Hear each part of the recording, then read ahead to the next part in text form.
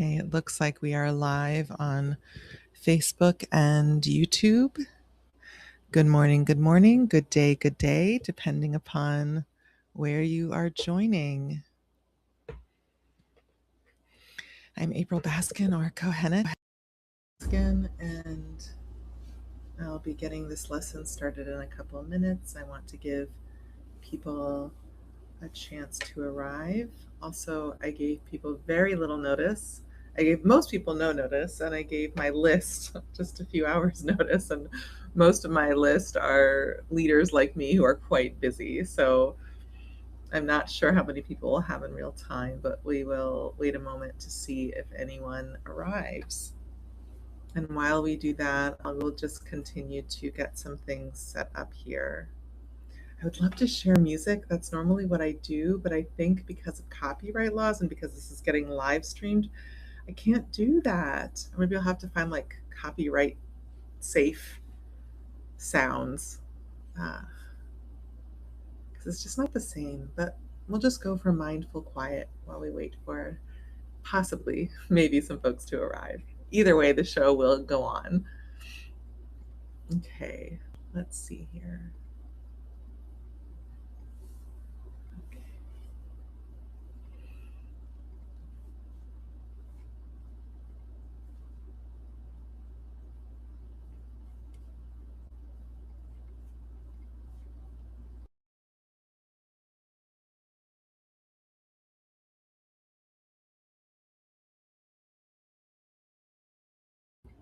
Hi, welcome. Welcome. I see that some people are joining or have joined. Good morning, good day. I'm so glad you're here. We will get started in just a few moments. I was waiting for your arrival and I'm locating my notes. So, in the meantime, I can also just riff, but I think it's better if I pull up the notes. It's good to have y'all here. I'm curious to know, where are you joining from?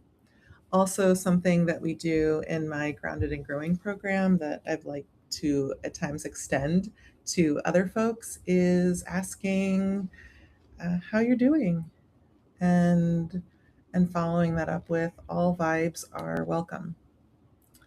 So how are you feeling joining me on this live this morning? Feel free to share in the chat where you're joining in from and how you're feeling, as much as you feel comfortable sharing. Or if it's not something that you want to share publicly, feel free to just note it in your mind, particularly if it's something hard, if it's grief or something like that.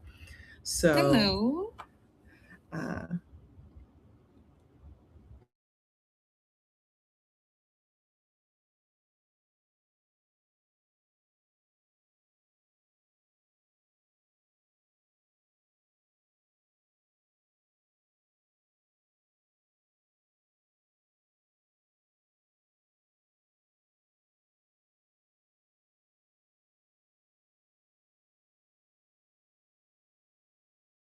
please pardon that pause. I was just connecting with, please pardon that pause. I was just connecting with my illustrious assistant who is joining us from Nigeria, who's going to be here to perhaps help with logistics if we need it.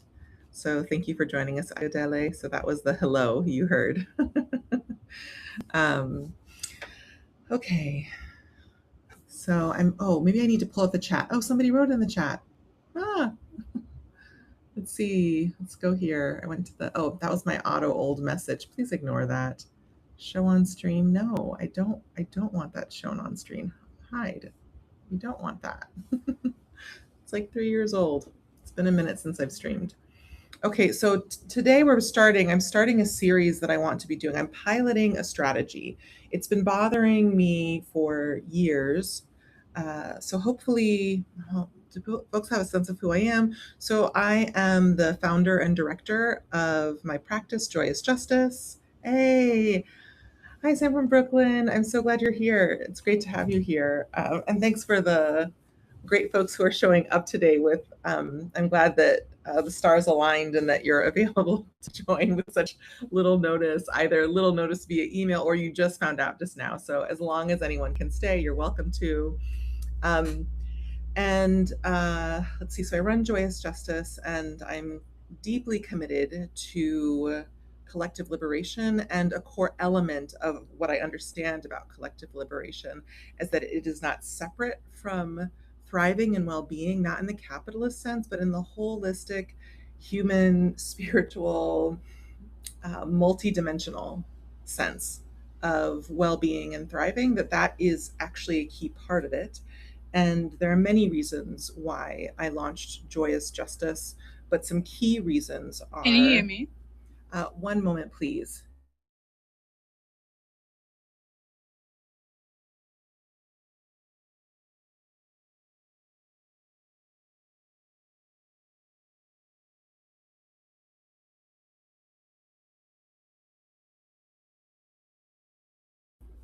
Sorry about that interruption.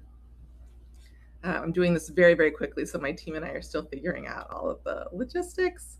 So, okay, so where was I in my train of thought?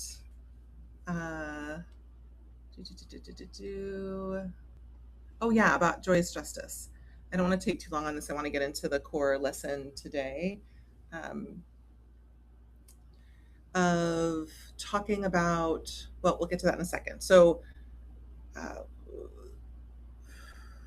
people often perceive joy as light and frivolous, and part of this is just semantics around the words we use. That's often how I think of happiness, which can also be meaningful too, but kind of a light and airy happiness and joy for me over the years, as in Black joy, as in various forms of joy, Jewish joy, Palestinian joy, fat joy, is that to me there is a potential subtext around joy of having navigated adversity and still claiming our, what I believe, you don't have to, is our divine birthright to access and be able to be connected to joy, that helps to keep us connected to the fullness of our humanity. And also, I believe, our power. Our power. I believe that when we have that full range of energetic and experiential emotional agility in the context of our powerful work in the world and our authentic navigation and experiencing of life and the circumstances and adversity that is facing us, that gives us more access to the innate brilliance that I believe that all of us were born with. So that's a little bit on the theoretical backgrounds of Joyous Justice. So I want to get into the meat here pretty soon. So over in general, the context for this series is that I've been really silenced. I've been silencing myself in different ways for many years around having been conditioned, particularly as an adult, to present a very curated version of myself that in the context I was in was bigger than those contexts, but was still a real constriction of who I knew myself to be and what I had the capacity to talk about and teach on. And so, not that in this series right now I'm going to be extending into that full breadth, but I want to start to do that. And it occurred to me that around various issues we have right now, I have 5 core pillars in Joyous Justice, and that are around, that have more words about them, but is around like leadership and social justice leadership and liberation, liberatory leadership, healing and resilience, conflict navigation and repair, spirituality and sacred wisdom, and there's one other one that I'm blanking on right now. And in a lot of these areas, there's lots of day-to-day conversations I'm wanting to have on social media and in different contexts. And it occurs to me that many of us are not working with the same foundational knowledge. And so I'm doing this initial series of getting up and talking, in part as a personal leadership practice, to be a variation of morning pages, uh, uh, of what Julia Cameron talks about in The Artist Way, of morning pages, but to come onto this platform and get used to sharing my mind more intuitively in a public context. In private spaces, on Zoom calls and in one-on-one meetings, especially, I'm a very transparent person. But from a young age, as an Indigenous, Black, and Jewish neurodivergent little girl who initially was quite poor, I really got the message loud and clear that it wasn't safe for me to fully express. So I've been working extensively for several years to work to contradict that. And I'm on the other side of moving some big, heavy rocks and barriers in this regard. And so I want to be showing up more and offering my leadership more. And this feels like a good way to build a foundation so that as I'm talking about different things, I can reference back to some of these videos that will be in an accessible form for people to access to get more context and to really begin to externalize this large base of knowledge body of work that I've been carrying within me and to get it out to aligned and beloved people and colleagues and clients and fellow movement members and everyday people. So that's another piece that I think maybe hopefully the final piece that I'll say before we dive into today's lesson is I am very passionate about social justice and collective liberation, more specifically. And I have a very clear analysis and understanding that collective liberation is for everyone. And people have different orientations to that. And most people want the world to be a better, safer, and more just place for everyone. And people have different layers of education and analysis and perspective about that. But there are many, many people who may fall on different, any number of places on different continuums. Is it continuums or continua? I'll just say continuums. Around where they fall politically. I am less interested in that. Though not fully disinterested, and more interested in helping people who truly care about other people and this world get the tools and insights they need to decolonize their mind and ways of being. And I think of that as rehumanization. And a key part of that rehumanization is we know that our society is very siloed in different ways. Think like monocropping, so everything from medicine to agriculture. So rather than indigenous, wise, multi-thousand-year-old systems that were multidimensional and wove, as you might notice if you're someone who has more knowledge on this area, this isn't my area of expertise, but wove, worked with the ecosystem, worked in partnership with the ecosystem to cultivate and sustain themselves. And then we shifted to cut to the chase in the context of colonization to monocropping. And also different people complain and have so much solace and upset about, we have all these divisions and silos, and yet we continue to have patterns, which is what we're going to talk a bit about today around patterns and things related to that still have us perpetuate that. And a core objective I had, and not initially in creating Joyous Justice, but that was happening around the same time as I was launching Joyous Justice. And then it became central to part of the heartbeat of my practice, is I got curious in my own decolonization practice around in what ways is my mind truly colonized and has internalized oppression from colonization. And it occurred to me, no one said this to me, but it just occurred to me that likely I had a sense that my indigenous ancestors, I can't fully know, that their understanding of the world was not siloed. Heads up, a new recording track created due to changes in your devices. Interesting. I'll find out about that later. So, and so my thought was, I've been taught these different disciplines. We've been taught all these different separate things like healing and embodiment and liberation and science and all these different subjects as separate. And my sense was that in an indigenous mind view, all of these things are interrelated, are similar to an ecosystem. It's not all the same, but there is clear relationship and flow and interconnection and overlap and multi-dimensional associations and relating.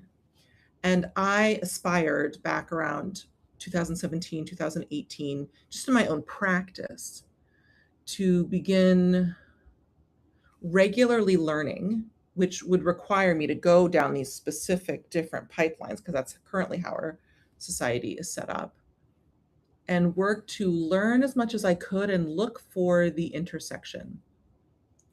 As a colleague of mine once said, I think her name is Sonia Mehta, said on a different but related thing. And I was like, oh my gosh, that's like what I was doing. She used the metaphor of going down different wells of knowledge and then looking for where are the aquifers that connect different wells. And I spent 3 concerted years doing this work from 2019 to 2022 of reading about 40 books a year on a range of different subjects. It's not a ton of books. Last year I read 100, but that also was because I was significantly disabled, but I'm getting off track. And taking 20 courses, 20 or more courses a year on a range of different subjects and fields, learning about those things intensively, and then also piecing together in my mind how these things interacted. All right, I don't remember why I got on that, but that's some background and context. And so I bring that kind of thinking in different ways to this process, and also to keep it accessible. We're going to focus on liberation, but at different points, maybe I can name, if I can remember to do it. Okay, this is an intersectional point. And maybe once I piece it all together, I can create a chart or a map in the ways that like Thich Nhat Hanh does on a couple pages in his book, The Heart of the Buddhist Teaching, where he talks about the Eightfold Path and then talks about how right view and right action and these different pieces, how they intersect and are interconnected in different ways. All right. So I think that's good for now. Welcome to the additional person. Feel free to introduce yourself in the chat if you're planning to stay even just for a few minutes. You can share where you're from and how you're doing. All vibes welcome. And you came at a perfect time because I'm about to dive into some of the meat of what I wanted to discuss. So let's see, can I share? Ooh, I can share. Oof, what do I want to? Okay. And I'm pushing myself to do this very quickly. So I haven't had time to prepare all the notes, but I have the knowledge. So I think I'm just gonna work off of that, which also feels like an element of my ongoing Indigenous coming homework. Of scripts and notes definitely still have their place, but can the knowledge live within me, and can I simply just relay it and not need all of these extra conditions and circumstances? Also, if either of you have any additional questions, or anyone who's watching this later, feel free, wherever you are watching this, on whichever platform I stream to, you're watching this, feel free to write replay in the chat and share where you're calling in from and how you're doing in the moment that you're viewing this. And also, if any of you have any questions, feel free to be in dialogue with me. Know that there's about a 30-second to minute delay before I see it, but I will be on the lookout for those. Okay. So let's see, here's this the one where I wrote my notes. Doesn't look like it. And I know what I want to talk about, so maybe I can just write it here. Okay, so the piece that I want to talk about, I have to be honest, hopefully I'll keep it interesting. It's a little more boring. There's some very interesting subjects coming up over the coming days that I'm very excited to share. And it feels a little wild to share it because most of these things that I'm teaching are often behind paywalls and in closed spaces. And I've been really discerning about this literally for years, about what can I share publicly versus what needs to be kept private, because nobody officially in my lifetime assigned me the job of stewarding knowledge and information and sacred traditions, but I feel obligated to do so. And so still to this day, even as I've worked through my fear and the different things that have blocked me, there are certain things that I really believe need to be not necessarily behind a paywall, but shared in private, curated space because it is sacred knowledge. And even though some of these things are available to everyone, I still feel ethically responsible for being mindful about who I share it with and having a sense that they will be mindful and ethical stewards of this powerful insight and consequential insight and knowledge. Okay. All right. Can't seem to find my notes, so I'm just going to riff off the brain. So I'm just going to dive right in.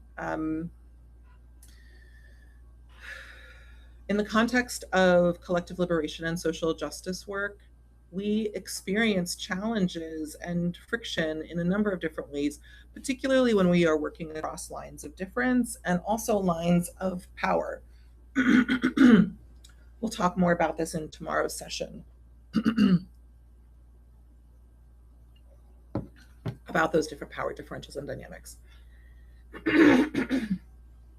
This only seems to happen when I'm recording the podcast or live. It's very interesting. It's like the scared part of my brain is like, make it hard for her to talk. This is still ancestrally terrifying, but we're doing it. We're doing it, y'all. So one thing I shared recently with one of my favorite organizational clients, I'd been doing work with their smaller executive team. And after 4 years of doing extensive work to advance their racial justice strategy, racial justice is a key part of my work, but not the only part. Over the past 10 years in my career, though, I've noticed that I got rather pigeonholed. And I went from earlier in my career working around LGBTQ liberation, working with interfaith and multicultural and multiracial families, racial justice, and various forms of social justice and community organizing, to people pigeonholing me. And I've been working over the past several years to expand that back out. Racial justice is still a key part of what I do, but it was never the only thing I did. And it's important for me to reclaim that intellectual and leadership sovereignty and share from a range of different points of knowledge. So, but in this context, I was working with a racial justice client, a very sweet one, who does work around a hot button issue that we're navigating today in our current political climate. And the structure was that I worked with the global majority team members. Often at times that's called BIPOC or people of color. I love the term from Professor Barbara J. Love of People of the Global Majority. And then with their white, conditioned as white passing staff members.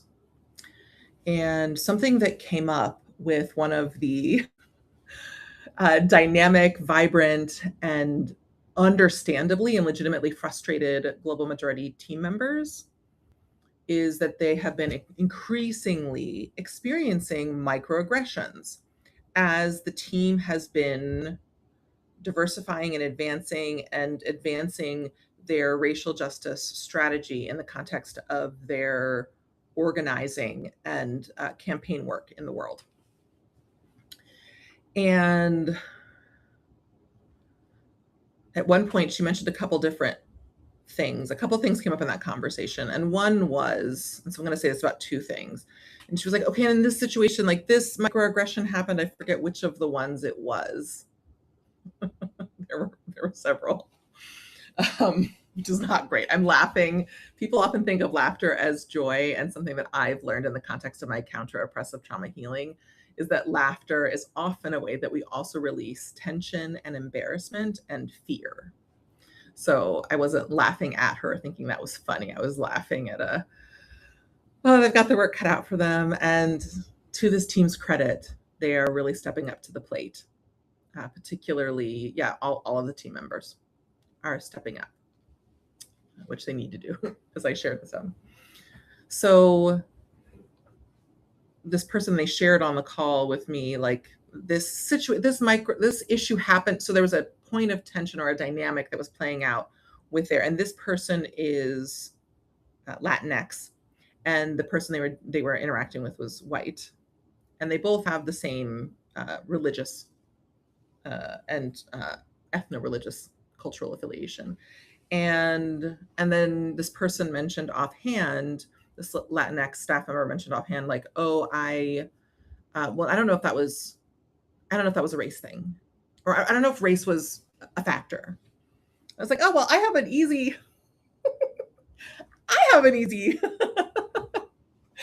insight for you on that front, lovely person. Race is always a factor. Now, the extent to which it is up for question, but in the context of the United States, with the history we have, with the current policies, dynamics, power differentials, that's always a factor. It's always a factor. And then I continued on because the conversation flowed such that it was also worth me naming that similarly, but in a different vein, where somebody was talking again about an exchange and saying, like, I don't quite know what their intentions were with that, or like they had good intentions, and like they were kind of in that debate about good intentions, which I can find can happen often when we are working with folks around tough issues, around adaptive challenges, and or working across lines of difference, and a range of difference. It could be race, it could be gender, it could be culture, class, various age. It could be any number of different points of difference that similarly of race and also other power dynamics are just always at play, and the extent to which how much we can debate that, but ideally in a liberatory context, that is perpetually something that is being accounted for in different ways, and there is an openness. Ooh, I like how this is flowing together. Let me write this down because this is flowing into one of the other points I wanted to raise in this session. Ideally, we have an openness about it. Oh, and this is such a great segue in general. Okay. So the two things that I just wrote down are the good, bad binary and patterns that play out. Meaning that, I still didn't make the other point I wanted to make. So many things happening in the brain. That ideally, and I'm jumping ahead a little bit here, but ideally in a team, an organizational culture, a community, we begin to cultivate our power analysis and our liberatory consciousness, which I'm going to do a whole session on that and really get into the nuts and bolts of what is liberatory consciousness, what are the parts of it, how do you steadily, intentionally, at times acutely and at other times in an ongoing way, continue to build and deepen your liberatory consciousness in general and around specific adaptive challenges or specific forms of oppression and various dynamics and issues that are complex, multifaceted, and enduring over time. So we'll get into that a few sessions later. I'm going to take a breath. So similarly, let me get that point out and then go back to this piece. So similarly with the good, with the race is always a variable.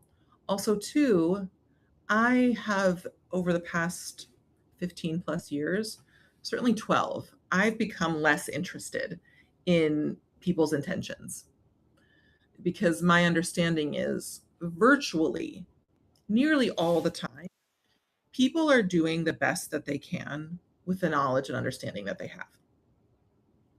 They are. So we can just give that. We can give that to each other. Now, that doesn't erase impact and needing to find ways of navigating and resourcing and supporting that and talking about that and addressing it. But I think, and now there might be specific circumstances. So obviously, frequently our mind can go to like that one time where there's that one case. I'm not trying to fight you about that one thing if your brain is braining and doing like, what about that one person who was particularly asinine? I'm not forcing you to, I'm giving you, anything I'm saying here is all an offering. And there are certain things that I will say more rigorously at times in my teaching, like, if and when you can, I encourage you to wrestle with this. And for me, the wrestling often is at times even more meaningful than the outcome of where you land. is just working with that material with support and help. So I'm getting into risky territory here with my ADHD. Can I keep all these threads going, these multiple open loops that I have? Oh yeah, so good intentions. That's just a given. And even with that person, but I'm not trying to press you on that person. If you have, and maybe you don't have that person in mind, but if there's somebody who you're like, the truth is that they have chosen, they have a set of patterns that needs addressing, et cetera, et cetera. But likely, even in that situation, they are doing the best with the knowledge and understanding they have. And now that's not to say that ideally, in the ways that make sense, we can't control people, but ideally, we would like to communicate with them around letting them know that we appreciate that and understand that, if it makes sense in that. This is totally context, adjust as needed. And also they have patterns that are having an impact on us in a particular way. In more advanced elements of this work within Joyous Justice, we also don't just have it be that simple. We also internally, in my group coaching program, Grounded and Growing, do our own work around, is that actually their work, or is that something that I need to filter through and realize that maybe it won't even be an issue if I do my own work around that thing? And usually it's a combination of both a bit, but sometimes when we do our own work in specific strategic ways, we realize that that thing isn't an issue anymore. So back on track here. So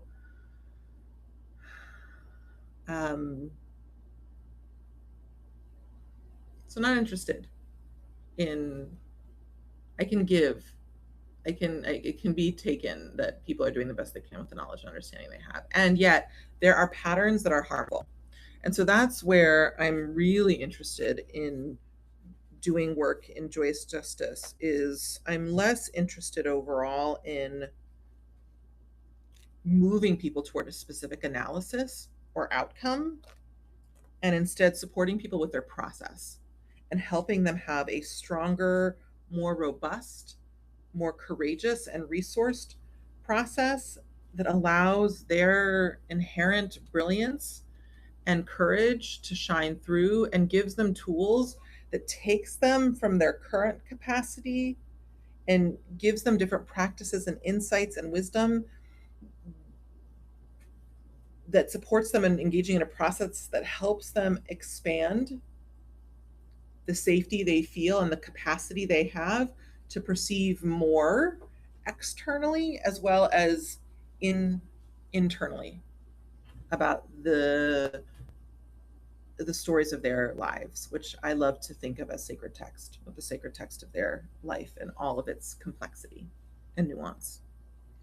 So another piece that I wanted to talk about here in this first session is about the distinction between people and patterns. Now, obviously, in our actual lived experience, people have patterns and those things are intertwined. But particularly for us around our own work and for understanding the nuance of what's playing out, we have I distinguish between our inherent goodness and intentions, which I believe from a more neutral and I suppose positive world view, that I believe that the vast majority of animals, including humans and plants and sentient beings, when they come into creation, are good, are neutral and good.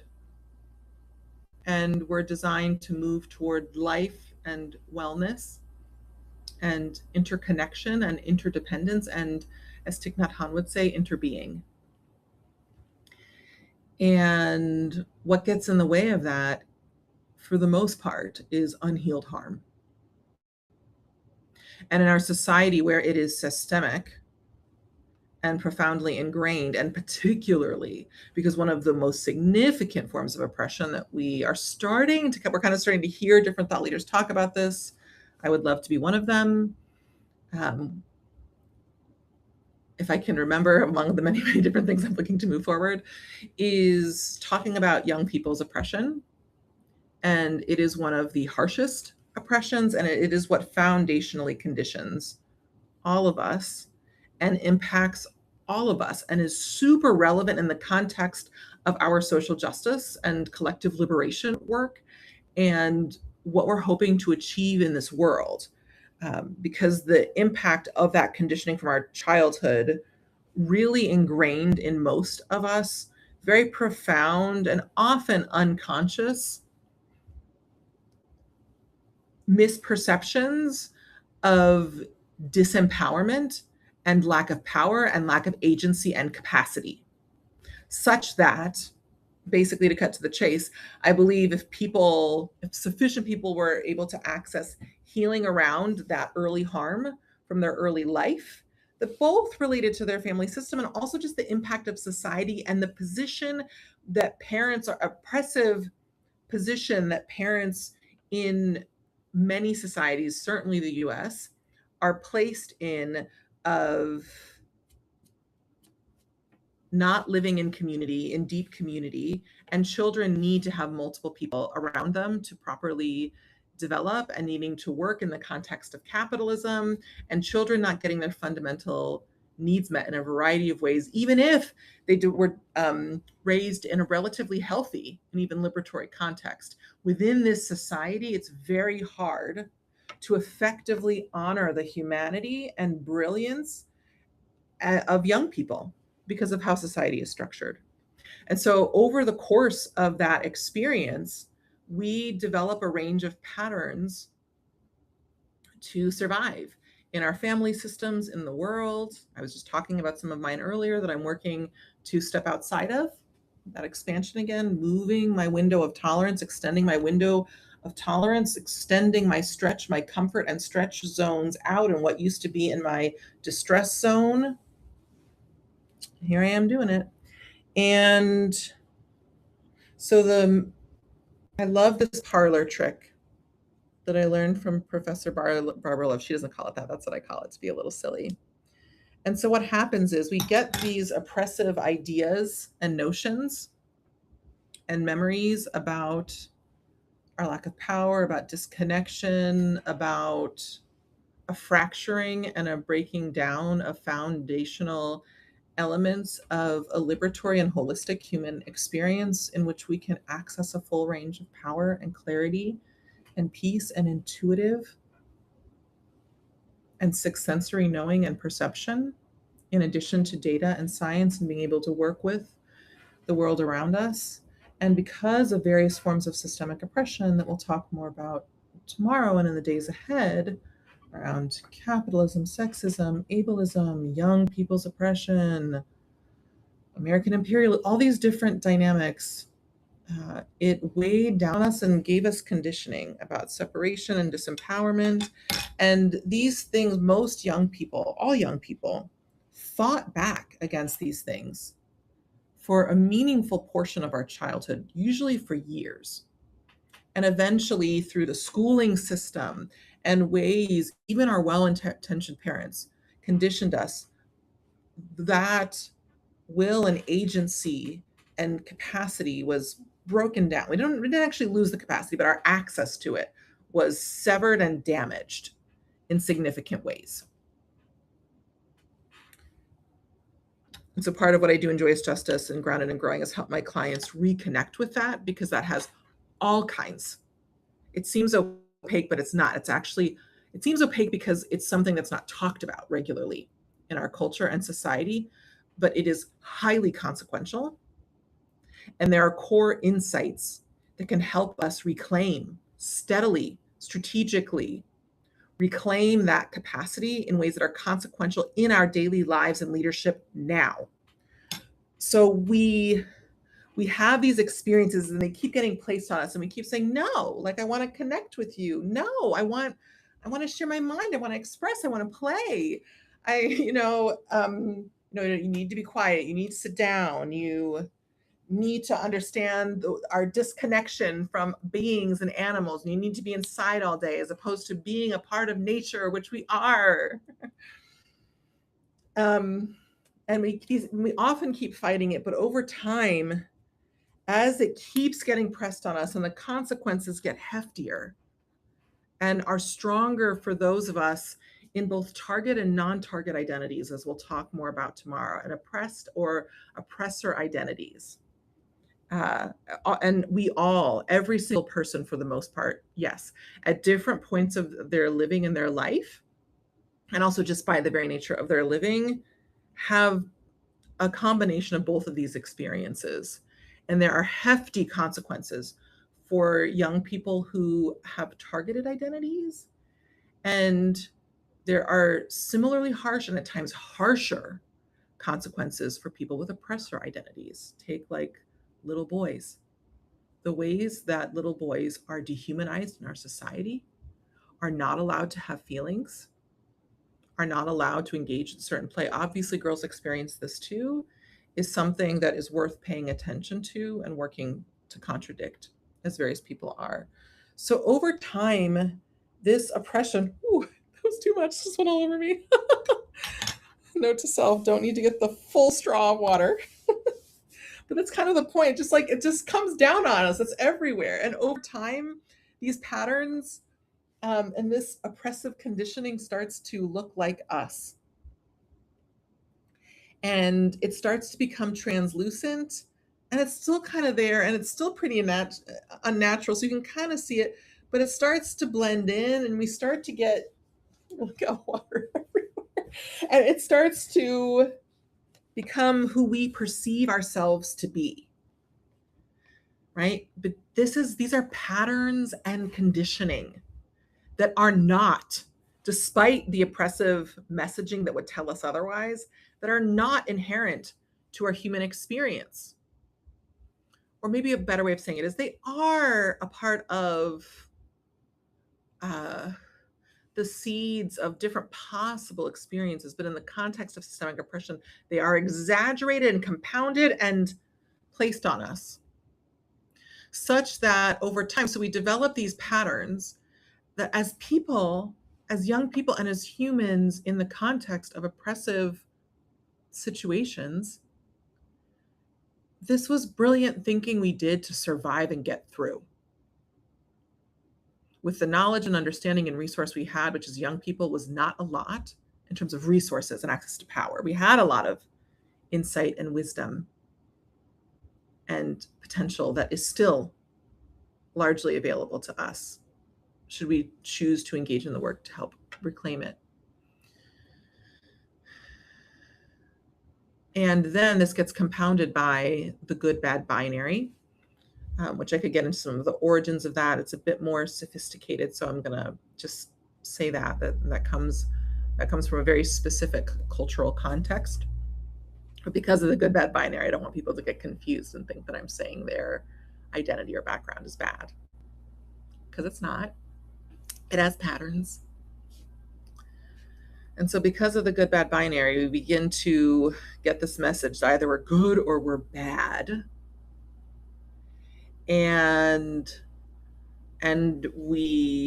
part of us knows as young people that we did the best we could. So there's a defensive, and some part of us often knows or wants to know that we are good. And so we start to get a bit defended around some of these patterns. And so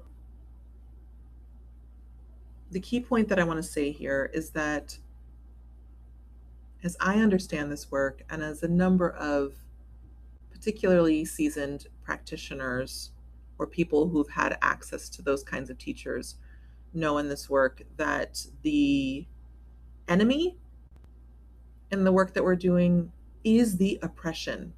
It's not us. It's the shit. It's the sources. Ooh, maybe I shouldn't swear online. Is that going to flag this thing? I don't think so. Anyway, is the stuff that comes down on us. I lost my train of thought because I got nervous. I'm really remembering that I'm streaming. This is streaming to LinkedIn, which is so. If you're listening on LinkedIn, I'm so glad you're here. I'm on LinkedIn too. Okay, so anyway, oh, and it was so good too. Where was I? ADHD. Good, bad binary. The conditioning. Oh, right. That the target is the oppression. But in our society, because of different forms of oppression that we've received. We've been constantly conditioned and set up to be pitted against each other and engage in that divide and conquer thing, which I talked about earlier, in a less talked about way, about how that happens in our own minds. And I want to contradict that stuff. But also, what's more familiar with us is the crabs in the bucket, where different groups of people are pitted against each other. And we begin to think that people are the enemy, but people are not the enemy. The oppression is the enemy, and an extension of that are these patterns that are stuck on people. And one of the best things we can do in this work is work to start to engage in work that is safe and accountable and supportive, to start to talk about the truth of our experiences with support and wise and loving guidance that helps us begin to do this work that initially can be kind of excruciating, but then we start to notice I'm not actually scratching my skin off, my metaphorical skin off. I'm actually starting to notice what was never mine and has been hurting me, and it has set me up to be disconnected from and to hurt other people. And it's true, this is lifelong ongoing work, and with specific tools and insights and wisdom,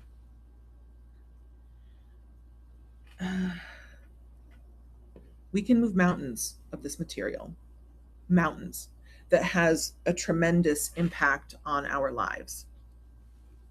And in my Grounded and Growing program, which I'm not here to market, but just to talk about it briefly, that is what I do. And it's such a joy because I've had access to healing therapy since I was 3.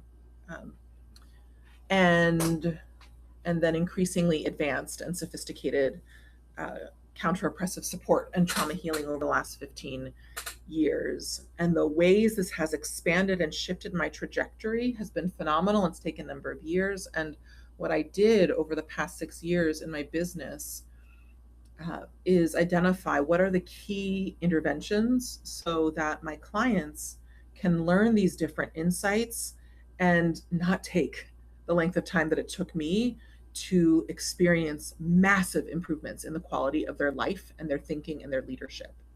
And so that is part of the work. And that is one of the key things I wanted to share today, is that oppression is the target. Oppression is the problem. We were never the problem. And the problem got onto us. We were, as different folks have said, I don't think she's one of the original folks, but she's a person I will cite right now as Brene Brown, as Brene, that's not her name. I'm mixing up Brene Brown and Brene Myers, said in a TED Talk she gave, that we were all outside when the poison came down, and that poison is still on us, but it is not us. And we've been conditioned to think that it is us, but it isn't us. Well, that was the point I was making earlier. So as Thich Nhat Hanh talks about, it's not a direct corollary, but it's close, it's adjacent, that every human in our store consciousness, we have all the different seeds, all the different midot, all the different characteristics and attributes that are possible in the human experience. And in the context of systemic oppression, a number of those problematic characteristics have been really watered. And part of our work is to begin steadily and to continue. Many of us were not beginning, we're in this work already, to continue watering and extending watering those positive seeds. So if there are parts of our living that are occluded or we haven't had access to, or have been submerged under unhealed pain, we can still water those seeds and engage in work that helps us reclaim them. Stop watering these oppressive Wendigo, y'all can look that up if you want, Wendigo seeds around this kind of cancerous dynamic of greed and fear and scarcity and exclusion and hiding, and that then leads to, that reinforces the different oppressive roles we've taken on, and we often inhabit them not because we're looking to oppress others, but because we were given the false notion that it gives us safety, at times without even knowing about or being taught, because that's the nature of oppression, is that it operates invisibly most of the time. And it is a specific and liberatory and visionary body of work that many of us have been effectively engaging in, of making the invisible visible, of naming it. And so we want to push back on those patterns. Um, and and in my work, it's less on telling other people to do that, but working with people who are up for that. So then they can get more clear for themselves and with their clients and colleagues, like, okay, these are patterns. And ultimately, a question that I was thinking that might arise is, yeah, like, okay, these are patterns and people can change them, but if they don't choose to change them, then they don't choose to change them. Unfortunately, that's true. But as we become more knowledgeable and attuned to how we can efficiently, effectively, reliably transform those patterns, we get to embody and model what is possible, even if we're doing it humbly, because as we know, like the ego and like, I'm teaching you is a trap. But even just by living more freely and more from a more rooted and empowered place, it might not be that specific person we long for. It may be close to us. It may be a parent or a comrade or a partner, because some of these patterns don't reveal themselves at first. And so that's part of the paradox of this, is that some of those folks won't move. But it's still important to note that that is the oppression that is on them. That is the ways that they were harmed. And unfortunately, they're choosing to stay attached to that, most likely from fear, whether or not it surfaces up deep down, um, fear about what they would have to face, uh, and what they'd have to face, what we all have to face in different ways, is variations of facing the unfaceable. But on the other side of that, there is an exquisite view, and there are treasures for us to access. So, people and patterns versus the oppression. So, the oppression is the target, and we get to resource ourselves. And I'm going to go over some core principles and frameworks that can that can equip you.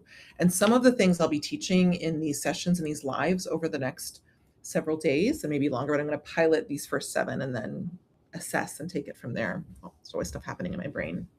I'd like to do it for longer, but let's see, one step at a time. Let's do the pilot and then assess and reevaluate and iterate.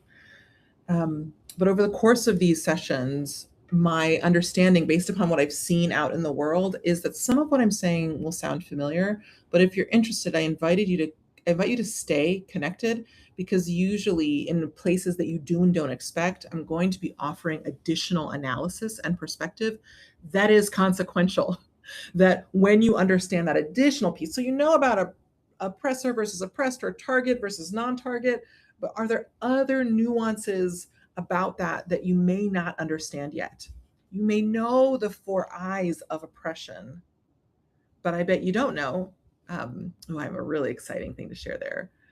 Certain facets of that honestly no one taught me, but from being the beneficiary of amazing thought leaders, I was able to figure out something about how there's a loop and a chain that we can break. So that's what will be coming up over the next few weeks. Again, if you had a chance to watch this, feel free to write replay in the chat, or I guess it will just be obvious if you're writing a comment after this live happened. And if you have any questions about what I shared, feel free to let me know. If there's an example you need, sometimes there's so much knowledge around some of these things that I forget. That it's not obvious to some people when I'm saying certain things. So if you need more examples around certain things, you're always welcome to ask. And either I will include it in a future live, or maybe I will make a quick social media video responding to that question and then link it back to you. Thank you for the 2 folks who joined. I'm curious if there were, hopefully there were some highlights and some valuable insight and perspective, or positively generatively agitational insights. Thank you for tuning in, whether you're watching live or you catch it later. And I hope you have a meaningful, wonderful day. And I wonder what wonderful things will happen in your day and in mine. Thanks so much, and take care. More soon. Bye-bye. Oh, maybe actually I'll hang back for a moment. Maybe you already left, but in case anybody wants to write any comments before I go, I'll just sip some water and hang back in case anybody wants to share any comments. I don't want to cut off the conversation prematurely or the session prematurely. You're so welcome. Thank you so much for joining me. It was such a joy and an honor to have you here. And I truly hope you have a great day, Sam. I'll wait another moment in case anybody else has a comment, and then I will bid you adieu.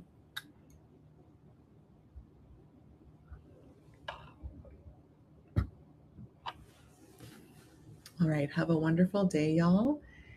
And again, feel free to comment afterward, and more soon. Much love and solidarity. Bye-bye.